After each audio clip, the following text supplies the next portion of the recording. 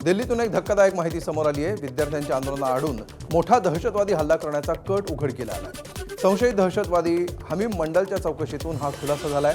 तपासात असं समोर आलंय की पाकिस्तानमधनं हा कट रचण्यात आला होता। पोलिसांच्या गणवेशामध्ये दंगल भडकवून जंतर मंतरवर पेट्रोल बॉम्ब फेकण्याचा प्लॅन होता। दरम्यान या प्रकरणी हमीम मंडलच्या प्रेयसीला झारखंडमधून अटक करण्यात आली आहे। पुढील तपास सुरू आहे। जंतर मंतरवरील सीजेपीचं आंदोलन संविधान विरोधातील एक हत्यार होतं। हे आंदोलन देशविरोधी, भारत विरोधी होतं असं मत राष्ट्रीय स्वयंसेवक संघाचे सहसरकार्यवाह अतुल लिमये यांनी व्यक्त केलं। ते छत्रपती संभाजीनगरमध्ये अखिल भारतीय विद्यार्थी परिषदेच्या देवगिरी प्रांताच्या नवीन प्रांत कार्यालयाच्या भूमिपूजन कार्यक्रमात बोलत होते। डाव्या संघटनांनी त्यांच्या पर्यायी राजकारण अल्टरनेट पॉलिटिक्स या संकल्पनेचा यशस्वी प्रयोग सीजेपीच्या आंदोलनाच्या माध्यमातून केल्याचा आरोपही अतुल लिमये यांनी केला। आंदोलन फक्त पॉलिटिकल या दृष्टीने बघू नका, केवळ अँटी बीजेपी या अँगलनी हे बघू नका। हे आंदोलन अगेन्स्ट द कॉन्स्टिट्यूशन, संविधानाच्या विरोधातलं एक हत्यार म्हणून उपयोग केलेलं आंदोलन आहे या अर्थाने बघा। अगेन्स्ट द नेशन, भारत विरोधातलं एक आंदोलन या अर्थाने उभं केलेलं आंदोलन आहे। या अर्थाने या शक्तीकडे आपण नीटपणे बघितलं पाहिजे। बाबासाहेबांनी ज्याच्याबद्दल आपल्याला जागृत केलं त्या ग्रामर ऑफ अनार्कीला नीटपणे ओळखलं पाहिजे, डिकोड केलं पाहिजे आणि त्याचं उत्तरही आपल्याला शोधायला लागेल। या सगळ्या आंदोलनामध्ये व्यासपीठावरनं जे बोललं गेलं, जे सांगितलं गेलं, ज्या घोषणा दिल्या गेल्या, जे व्यक्ती आले त्यांच्याकडे बघितलं तर मग आपल्याला लक्षात येईल की या व्यासपीठावरती हिंदू विरोध का झाला, या व्यासपीठावरनं भारत तेरे तुकडे होंगेची सारखी घोषणा देणारे आणि त्याला समर्थन करणारी मंडळी का बरं आली, या व्यासपीठाचा पूर्ण ताबा हा वामपंथीयांनी कसा घेतला, या व्यासपीठावरती राजकीय वेगवेगळी पार्टीज कशा सम्मिलित झाल्या आणि ते केवळ विद्यार्थी आंदोलन नाही झालं तर राजकीय आंदोलन कसं कन्व्हर्ट झालं। जंतर मंतरवरील विद्यार्थी आंदोलनानं जनतेच्या मनातली भीती घालवली असं वक्तव्य मनसे नेते संदीप देशपांडेंनी केलंय। तसंच सरकार विरोधकांविरोधात तपास यंत्रणांचा वापर करत असल्याचा आरोपही त्यांनी केला। तसंच त्यांनी पंतप्रधान नरेंद्र मोदींच्या व्हिडिओवर देखील भाष्य केलं।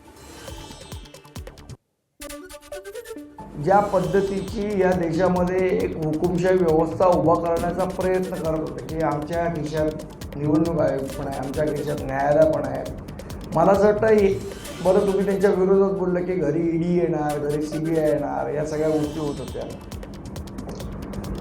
या तरुण मुलांनी लोकांच्या मनातली भीती घालवली आणि मला असं वाटतं पत्रकारांच्याही मनातली घालवली। पहिली तर गोष्ट त्यांनी पहिले लोकांची माफी मागितली पाहिजे ॲज अ पंतप्रधान की तुम्ही लहान मुलांच्या अंगावर पोलीस सोडले आणि लाठ्या झाडल्या त्याच्याला। विक्टिम कार्ड, ह्याला इंग्रजीमध्ये एक शब्द आहे विक्टिम कार्ड, खेळण्याचा प्रयत्न पंतप्रधान करत आहेत। आता एवढ्या वेळा खेळलेत विक्टिम कार्ड आणि एवढं तुम्हाला हे तर 90 वर्षाच्या बाईला लाईनीत का उभं केलेलं तुम्ही? आपण घरी जाताना आपल्या आईच्या पाया पडतो तेव्हा काय कॅमेरा घेऊन जातो? राज्यात सुरू असलेल्या विविध आंदोलनाच्या पार्श्वभूमीवर परदेशी फंडिंगच्या मुद्द्यावरून जोरदार राजकारण तापलंय। विरोधकांच्या आरोपांना गृहराज्यमंत्री पंकज भोयर यांनी उत्तर दिलं। ज्या संस्थांना परदेशी फंडिंग होतं त्यांची चौकशी होईल अशी माहिती भोयर यांनी दिली आहे। चुकीच्या पद्धतीनं या संस्था काम करत असतील तर कारवाई होईल असं भोयर यांनी म्हटलं। नाना पटोलेंनी केलेल्या आरोपांवर बोलताना भोयर यांनी आपली भूमिका स्पष्ट केली। ज्या ज्या संस्थांना विदेशी फंडिंग होत असतं, कुठल्याही संस्था असो, त्या ठिकाणी जर का त्याचा वापर चुकीच्या पद्धतीनं झाला तर त्याची चौकशी सरकारच्या वतीने सुरू असते। सीजेपीचे संस्थापक अभिजित दिपकेंच्या भेटीगाठींवरून आता मित्रपक्षांमध्येच वादाची ठिणगी पडली आहे। दिपके संभाजीनगरमध्ये परत आल्यावर त्यांना भेटण्यासाठी सत्ताधारी शिवसेनेचे नेते गेले होते। मंत्री संजय शिरसाट आणि आमदार बच्चू कडू यांनी दिपकेंची भेट घेतली। मात्र यावरून आता भाजपनं नाराजी व्यक्त केली आहे। अभिजित दिपकेंनी सरकार विरोधात आंदोलन केलं, त्यांना एनडीएतले नेते भेटले हे चुकीचं आहे असं भाजप आमदार प्रवीण दरेकरांनी म्हटलंय। तर एकनाथ शिंदेंनी अशा नेत्यांवर कडक कारवाई केली पाहिजे अशी प्रतिक्रिया मंत्री चंद्रशेखर बावनकुळेंनी दिली आहे। दरम्यान यावर शिवसेनेचे नेते आणि मंत्री उदय सामंत यांनी स्पष्टीकरण दिलं। दिपकेंच्या घरी गेल्यावर बातमी होईल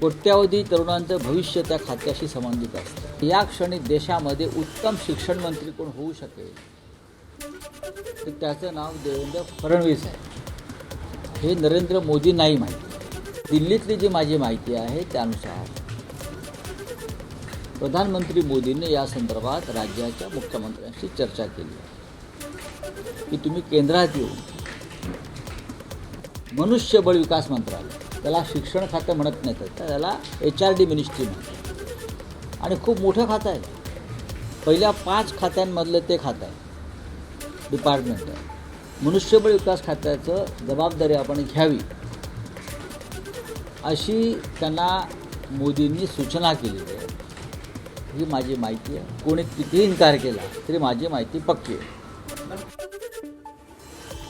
दरम्यान संजय राऊतांना तिसरा डोळा कोणी दिला ते माहीत नाही असा टोला चंद्रशेखर बावनकुळेंनी लगावलाय. तर संजय राऊतांना ठाकरेंच्या सेनेचा नगरसेवक ठरवण्याचाही अधिकार नसल्याची टीका भाजपच्या नवनाथ बन यांनी केली आहे. आता याच्याकडे तिसरा डोळा कुठला आहे मला माहिती नाही. त्यांना कोणी तिसरा डोळा दिला असेल तर माहीत नाही. काही होणार नाही आहे. देवेंद्रजी या राज्याचे मजबूत मुख्यमंत्री आहे. विकसित महाराष्ट्राचा संकल्प देवेंद्रजीच पूर्ण करू शकतात. त्यामुळं अशा वावड्यांना, अशा बोलण्याला काही अर्थ नाही. जनाब संजय राऊत यांना भांडूपमध्ये उभाटा गटाचा नगरसेवक ठरवण्याचा अधिकार नाही आणि हे संजय राऊत महाराष्ट्राचे भारतीय जनता पार्टीचे मुख्यमंत्री कोण होणार हे ठरवत आहेत. जनाब संजय राऊत देवेंद्रजी फडणवीस महाराष्ट्राचं मुख्यमंत्रीपद सांभाळायला सक्षम आणि समर्थ आहेत आणि तेच महाराष्ट्राचे मुख्यमंत्री राहणार आहेत. त्यामुळं आधी आपल्या वॉर्डातला नगरसेवक ठरवण्याचा निर्णय घ्या. उद्धवजी ठाकरे तुम्हाला नगरसेवक देखील ठरवू देत नाहीत. त्यामुळं भारतीय जनता पार्टीच्या मुख्यमंत्री पदाच्या नादी लागू नका. ठाकरेंच्या शिवसेनेचे नेते संजय राऊतांविरोधात सोलापूरमध्ये भाजप कार्यकर्ते आक्रमक झाले. पालकमंत्री जयकुमार गोरेंचा शिवीगाळ करत उल्लेख केल्यामुळे युवा मोर्चा कार्यकर्त्यांनी आंदोलन केलं. सोलापूरमधील 4 हुतात्मा चौक या ठिकाणी खासदार संजय राऊत यांचा प्रतिकात्मक पुतळ्याचं दहन करत निषेध व्यक्त केला. सकाळ सकाळी उठून रोज हा संजय राऊत वेडासारखं बळगवतो. त्या महाराष्ट्रामध्ये अतिशय चांगल्या पद्धतीने काम आदरणीय जयाभाऊ गोरे यांचं चालू आहे. यांच्या कुठंतरी यांनी चांगले केलेलं काम संजय राऊत यांना बघवत नाही आहे. म्हणूनच ते कुठंतरी संजय राऊत हे जयाभाऊंवरती चुकीच्या पद्धतीने बोलत आहेत. त्याचा निषेध आम्ही आज करतो.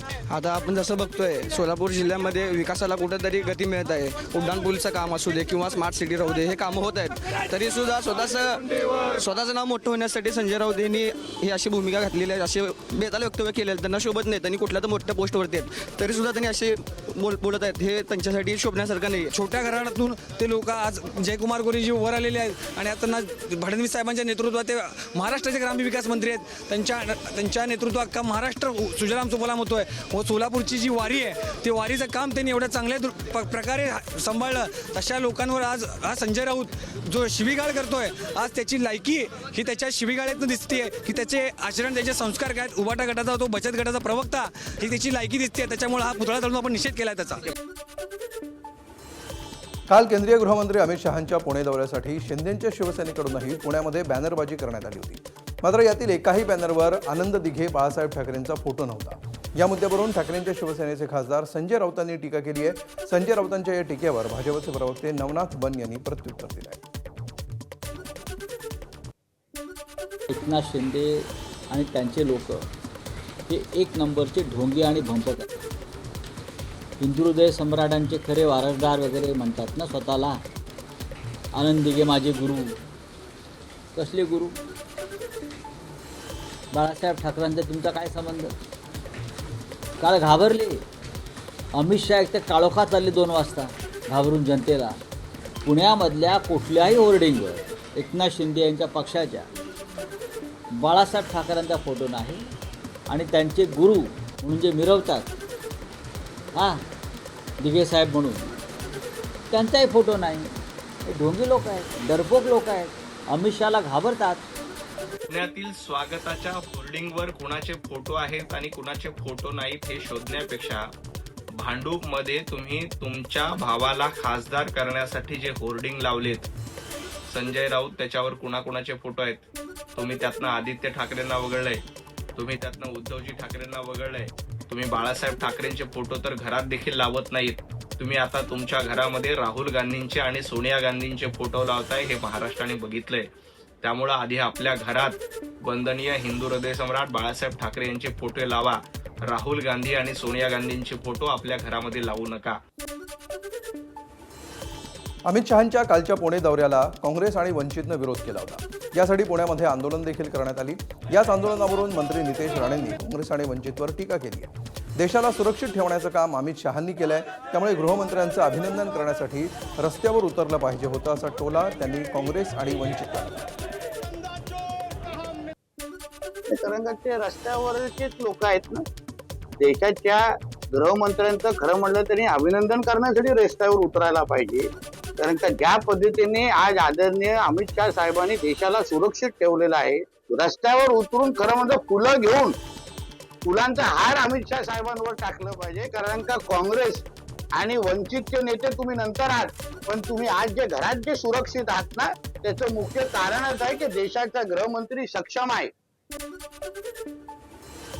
काँग्रेसचे माजी प्रदेशाध्यक्ष नाना पटोले यांचा एक व्हिडिओ सध्या सोशल मीडियावर चर्चेत आला आहे. या व्हिडिओमध्ये काही कार्यकर्ते नाना पटोले यांचे पाय दुधानं धुताना दिसत आहेत. गुरुपौर्णिमेनिमित्त हा कार्यक्रम आयोजित करण्यात आल्याची माहिती आहे. कार्यकर्त्यांनी आदर व्यक्त करण्यासाठी हा उपक्रम केल्याचं सांगितलं जात आहे. काँग्रेसचे पदाधिकारी अनिल पाटील चिनेगावकर आणि माधवराव पवळे यांनी पटोलेंचे पाय धुतल्याचं या व्हिडिओमध्ये दिसतंय. मात्र हा व्हिडिओ समोर आल्यावर राजकीय वर्तुळामध्ये विविध प्रतिक्रिया उमटत आहेत. या व्हिडिओनंतर चंद्रशेखर बावनकुळेंनी पटोलेंवर टीका केली. काँग्रेसच्या नेत्याचे संस्कार संस्कृती अशीच आहे, जी अशा पद्धतीचे वर्तन या राज्यामध्ये करतात. त्यामुळे तर बोध घेतला पाहिजे त्यांनी की काय करतोय, कशाकरता करतोय. याच्याने तुम्हाला खऱ्या अर्थाने समाजाची टीकाच मिळणार आहे. काय मिळणार आहे त्यातून, असे प्रयत्न करू नये. नाना पटोलेंनी राजकारणातून संन्यास घेतल्याचं जाहीर करावं, अशी टीका भाजपचे मुख्य प्रवक्ते नवनाथ बन यांनी केली आहे. साधू संतांचं जसं पाद्यपूजन केलं जातं, त्याचप्रमाणे काँग्रेस कार्यकर्ते नाना पटोलेंचं पाद्यपूजन करून दुधाचा अभिषेक करत असल्याचा टोला त्यांनी लगावला आहे. तसंच महाराष्ट्रामध्ये आता नवीन भोंदूबाबाची एंट्री झाल्याची टीका भाजप आध्यात्मिक आघाडीचे प्रमुख तुषार भोसले यांनी केली आहे. नाना पटोले यांनी जाहीर केलं पाहिजे की मी आता राजकारण सोडलंय आणि संन्यास घेतलाय. ज्या पद्धतीनं साधू संतांची पाद्यपूजा केली जाते, त्या पद्धतीने काँग्रेसचे कार्यकर्ते नाना पटोले यांचं पाद्यपूजन करतात, दुधाने त्यांना अभिषेक घालतायत. आता नाना पटोले यांनी जाहीर केलं पाहिजे की मी राजकारण सोडलंय आणि संन्यास स्वीकारलाय. खरं तर कुठल्याही कार्यकर्त्यानं, मग तो भारतीय जनता पार्टीचा असू द्या किंवा काँग्रेसचा, अशा पद्धतीनं कार्यकर्त्यांकडनं पाद्यपूजन करून घेणं हे अतिशय चुकीचं आहे. आपल्या कार्यकर्त्यांना गुलाम म्हणून घेण्याचं हे लक्षण आहे. नाना पटोले यांनी या प्रकरणामध्ये जाहीर माफी मागितली पाहिजे. महाराष्ट्रात आता भोंदू अशोक खरात नंतर एका नव्या भोंदू बाबाची एंट्री झाली आहे. भोंदू नाना पटोले एकीकडे देवधर्म आणि साधू संतांना शिव्या घालायच्या आणि दुसरीकडे स्वतःचेच पाय कार्यकर्त्यांकडून धुवून घ्यायचे. यातून काँग्रेस पक्षाच्या नेत्यांची घाणेरडी वृत्ती लक्षात येते. हे लोक महाराष्ट्राच्या जनतेला आणि कार्यकर्त्यांना स्वतःचं गुलाम समजतात, हेच यातनं सिद्ध होत आहे. गुरुपौर्णिमेनिमित्त काँग्रेसचे पदाधिकारी अनिल पाटील चिनेगावकर आणि माधवराव पवळे यांनी मुंबईमध्ये काँग्रेस नेते नाना पटोले यांचे पाय धुवून पूजन केल्याचा व्हिडिओ सोशल मीडियावर व्हायरल झाला. या प्रकरणावर एबीपी माझाशी बोलताना अनिल पाटील चिनेगावकर यांनी नाना पटोले हे आपले गुरु आहेत आणि हिंदू धर्माच्या परंपरेनुसार आपण त्यांचं पूजन केलं. भाजपकडे सध्या कोणतेही मुद्दे नाहीत, त्यामुळे या व्हिडिओवरून विनाकारण टीका केली जाते असं म्हणत त्यांनी भाजपच्या आरोपांना प्रत्युत्तर दिलं.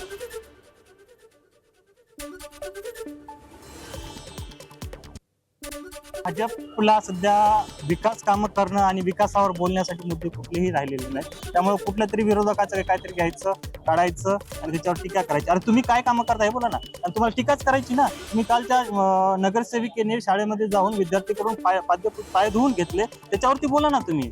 लहान मुलांकडून तुम्ही पाय धुवून घेताय, हे तुम्हाला चालतंय. अरे आम्ही तर सुशिक्षित आहोत, आम्ही तर जवळपास 35-36 वर्षाचा मी आहे. मी माझ्या गुरुची पाद्यपूजन करतो, त्याच्यामध्ये चुकीचं काय. तुम्ही लहान मुलाकडून पाय धुवून घेता, हे तुम्हाला चालतंय, हे तुमचं हिंदुत्व आहे.